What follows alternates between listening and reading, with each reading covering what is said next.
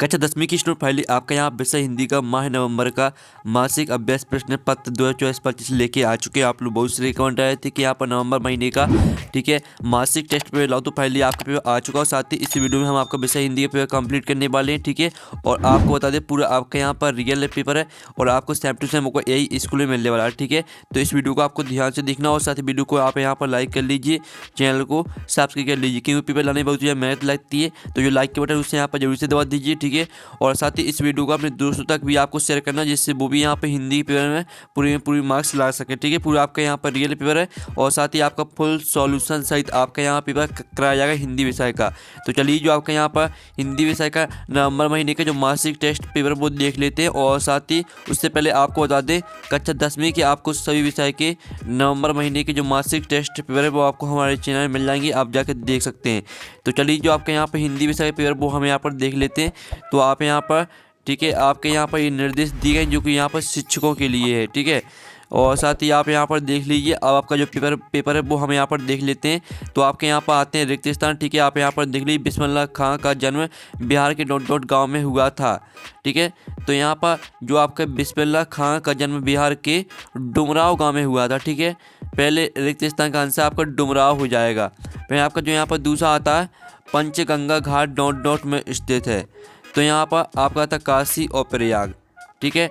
तो पंचगंगा घाट ठीक है आपका यहाँ पर काशी में स्थित है, तो काशी आपका दूसरे का आंसर हो जाएगा। फिर तीसरा आता है बिस्मिल्लाह खां मंदिर में प्रतिदिन शहनाई बजाते थे। तो आपके दो ऑप्शन दिए गए, ठीक है, विश्वनाथ बालाजी। तो यहाँ पर जो आपका यहाँ पर दिया गया, ठीक है, बिस्मिल्लाह खां मंदिर में प्रतिदिन शहनाई बजाते थे। तो इसका राइट आंसर आपका रहेगा विश्वनाथ, ठीक है। विश्वनाथ मंदिर में शहनाई बजाते थे। फिर आपका जो यहाँ पर दिया गया, ठीक है, चौथा रिक्त स्थान आप यहाँ पर देख लीजिए काशी शास्त्रों में डॉट के नाम से प्रतिष्ठित है। तो आप यहाँ पर देख लीजिए आनंद कानन और वाराणसी, आपके दो ऑप्शन दिए हैं। तो जो आपका चौथा रिक्त स्थान दिया गया, ठीक है, काशी शास्त्रों में आनंद कानन, ठीक है, आनंद कानन के नाम से प्रतिष्ठित, ठीक है, प्रतिष्ठित है। तो आनंद कानन आपका राइट आंसर है चौथे रिक्त स्थान का। तो इस तरह से जो आपके रिक्त स्थान वो कंप्लीट हो जाते हैं। अब आते हैं आपके सत्य, ठीक है। तो हम यहाँ पर सत्य कंप्लीट यहाँ पर कर लेते हैं, ठीक है। आप यहाँ पर देख लीजिए अमीरुद्दीन और बिस्मिल्लाह खां एक ही व्यक्ति के नाम है। तो आपका पहला यहाँ पर सत्य रहेगा, ठीक है। पहला जो आपका रहेगा वो आपका बिल्कुल यहाँ पर सत्य रहेगा, ठीक है। फिर जो आपका यहाँ पर दूसरा आता है शहनाई स्वर वाद्य यंत्र है, तो दूसरा भी आपका यहाँ पर सत्य रहेगा।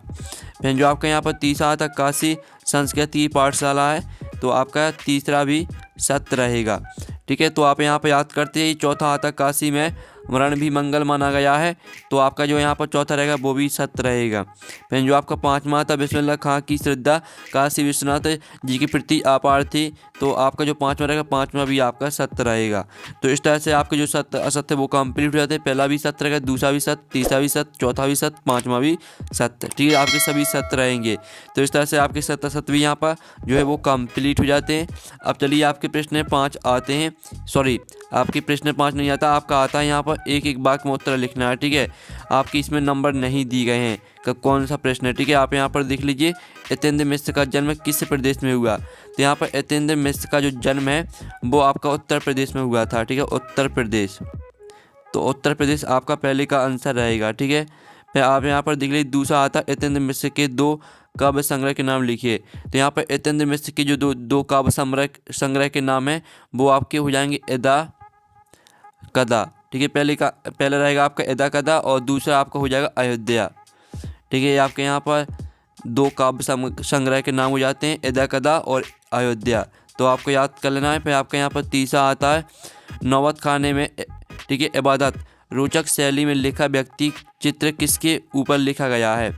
तो इसका जो आंसर रहेगा वो रहेगा आपका उस्ताद बिस्मिल्लाह खां, ठीक है। आप यहाँ पर देख लीजिए उस्ताद बिस्मिल्लाह खां इसका आंसर रहेगा, ठीक है। आप यहाँ पर बिस्मिल्लाह खां और याद कर लीजिए उस्ताद बिस्मिल्लाह खां। फिर आपका जो यहाँ पर चौथा आता है यतीन्द्र मिश्र किस परंपरा के गहरे जानकार हैं। तो यहाँ पर यतीन्द्र मिश्र संगीत की शास्त्रीय परंपरा के गहरे जानकार हैं, ठीक है, संगीत की शास्त्रीय परंपरा, ठीक है। आप यहाँ पर देख लीजिए संगीत की शास्त्रीय परंपरा के गहरे जानकार हैं। अब चलिए आपका यहाँ पर आता पाँचवा। तो पाँचवा आप यहाँ पर देख लीजिए नौबत खाने में इबादत पाठ के आधार पर शास्त्रों में काशी किस नाम से प्रसिद्ध है? तो 5वें का आंसर रहेगा आनंद कानन। ठीक है, आनंद कानन के नाम से प्रसिद्ध है, तो आनंद कानन आपका रहेगा 5वें का आंसर। ठीक है, आनंद कानन। अब चलिए आपका यहाँ पर 6वां आता है। ठीक है, बिस्मिल्लाह खां को किस सर्वश्रेष्ठ सम्मान से सम्मानित किया गया? तो इसका आंसर रहेगा भारत रत्न। ठीक है, भारत रत्न से यहाँ पर सम्मानित किया गया था, तो भारत रत्न आपका राइट आंसर रहेगा। अब चलिए आपके यहाँ पर 7वां आता है। ठीक है, पंचगंगा घाट कहाँ पर स्थित है? तो इसका आंसर रहेगा आपका यहाँ पर वाराणसी में। ठीक है, पंचगंगा घाट आपका वाराणसी में स्थित है, तो इस तरह से आपका 7वें का आंसर हो जाता है। अब चलिए आपके यहाँ पर 8वां आता है। तो 8वां किस स्थान पर मरण भी मंगल माना गया है? तो इसका आंसर रहेगा काशी में। ठीक है, काशी। ठीक, काशी स्थान पर मरण भी मंगल माना गया है। फिर आपके यहाँ पर देख सकते हैं आपको 9वां तक काशी में किस प्रकार के आयोजन की प्राचीन एवं अद्भुत परंपरा है? तो 9वें का आंसर रहेगा आपका संगीत है। ठीक है, संगीत की आपकी प्राचीन परंपरा है, तो संगीत आपका 9वें का आंसर हो जाएगा। ठीक है, काशी में संगीत प्रकार के आयोजन की प्राचीन एवं अद्भुत परंपरा है, तो संगीत आपका राइट आंसर रहेगा 9वें का। फिर आपका 10वां आता है। तो आप यहाँ पर दिल्ली सेनाई को क्या उपाधि दी गई? तो यहाँ पर सेनाई को, ठीक है, शाह की उपाधि दी गई, शाह। ठीक है, सेनाई को शाह की उपाधि दी गई, शाह आपका राइट आंसर रहेगा 10वें का। फिर आपका 11वां आता है। फूंक कर बजाए जाने वाले, ठीक है, सुसर बाघ यंत्रों के नाम लिखिए। तो जो आपके फूंक कर बजाए जाने, ठीक है, फूंक कर बजाए जाने वाले सुसर बाघ यंत्रों के नाम है वो आपके हो जाएंगे यहाँ पर बांसुरी, शहनाई। ठीक है, आप यहाँ पर देख लीजिए, आपका इसका आंसर रहेगा बांसुरी और आपका यहाँ पर शहनाई। ठीक है, बांसुरी, शहनाई और आपका यहाँ पर सिंगा, ये आपके यहाँ पर आंसर रहेंगे। ठीक है, आपके 3 नाम हो जाते हैं, इनको याद कर लेना है। फिर आपके यहाँ पर देखते हैं आपका 12वां था। आघात से बजाए जाने वाले ठीक है, धातु बाघ यंत्र कौन से हैं? तो यहाँ पर आघात से बजाए जाने वाले धातु बाघ यंत्र हैं आपके तबला और ढोलक। ठीक है, तबला और आपका यहाँ पर ढोलक राइट आंसर रहेगा, तो आपको यहाँ पर अच्छी से याद कर लेना है। ये आपका 12वें का आंसर हो जाता है। फिर आपका जो यहाँ पर 13वां आता है। ठीक है, घन बाघ किसे कहा जाता है? तो यहाँ पर इसका आंसर रहेगा घंटी को कहा जाता है। ठीक है, आपके यहाँ पर घंटी इसका राइट आंसर रहेगा। फिर जो आपके यहाँ पर दिया गया है, बिस्मिल्लाह खां किस प्रकार की एकता के समर्थक थे? तो इसका आंसर रहेगा यहाँ पर बिस्मिल्लाह खां हिंदू और मुसलमान। ठीक है, हिंदू और आपका मुस्लिम।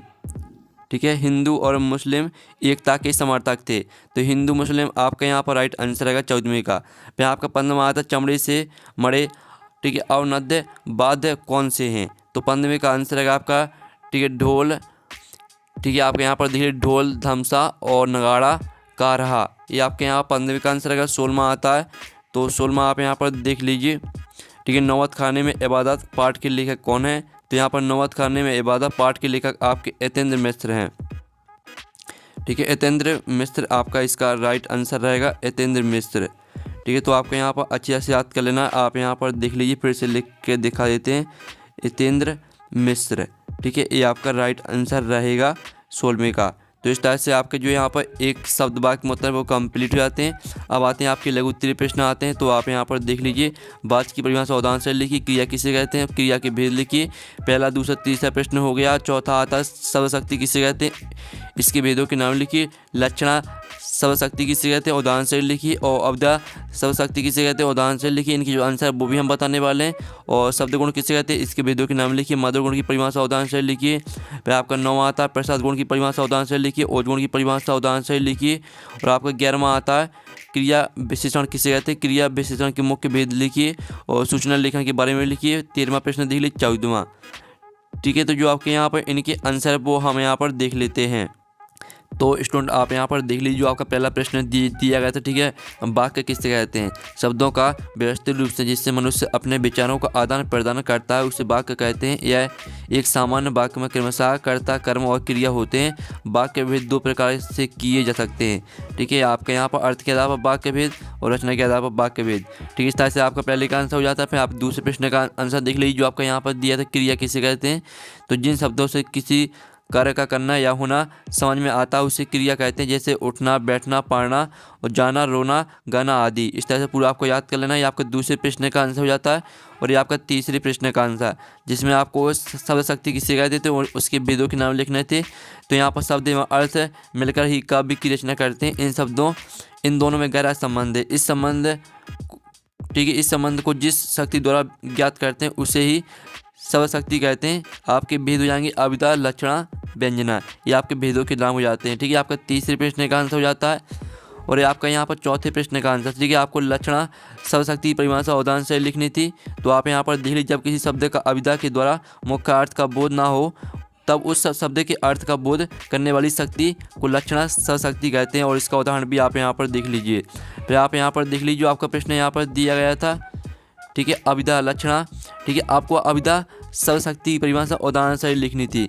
तो आप यहाँ पर देख लीजिए, जिस शब्द में श्रवण मात्र से उसका परंपरागत ठीक है प्रसिद्धि अर्थ सरलता से समझ में आ जाए उसे अभिधा शब्द शक्ति कहते हैं और इसका उदाहरण भी देख लीजिए। ये आपका अभिधा वाला प्रश्न हो जाता है। फिर जो आपका प्रश्न यहाँ पर दिया था, शब्द गुण किसे कहते हैं और कितने प्रकार के होते हैं। तो आप यहाँ पर देख लीजिए, शब्द में निहित गुण अर्थात काव्य की शोभा बढ़ाने वाले रस को प्रकाशित करने वाले तत्व को काव्य गुण या शब्द गुण कहते हैं। और शब्द गुण आपके 3 प्रकार के होते हैं, माधुर्य गुण, ओज गुण, प्रसाद गुण। ठीक है, आपका आंसर हो जाता है। फिर जो आपका प्रश्न यहाँ पर दिया था, माधुर्य गुण की परिभाषा आपको लिखनी थी।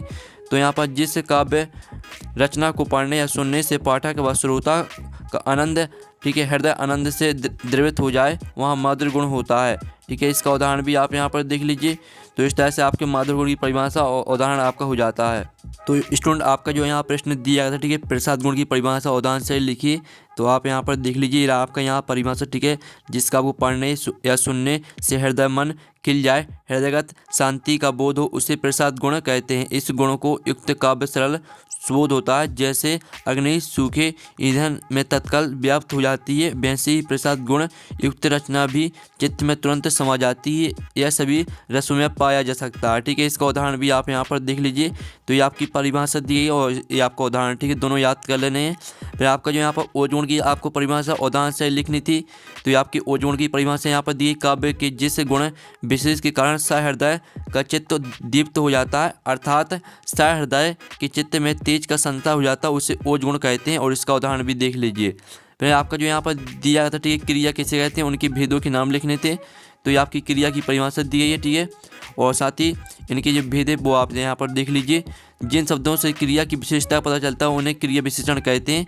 क्रिया विशेषण क्रिया के साथ मिलकर काम करता है और उसे विशेषता दर्शाता है। क्रिया विशेषण के कुछ मुख्य भेद ये हैं। तो ये आपके भेदों के नाम आपको याद करना है।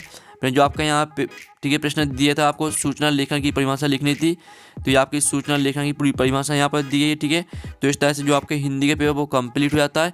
और साथ ही जो आपके लास्ट के 2 आखिरी क्वेश्चन है वो हमने छोड़ दिए हैं। ठीक है, तो उनका आंसर आपको खुद कर लेना है।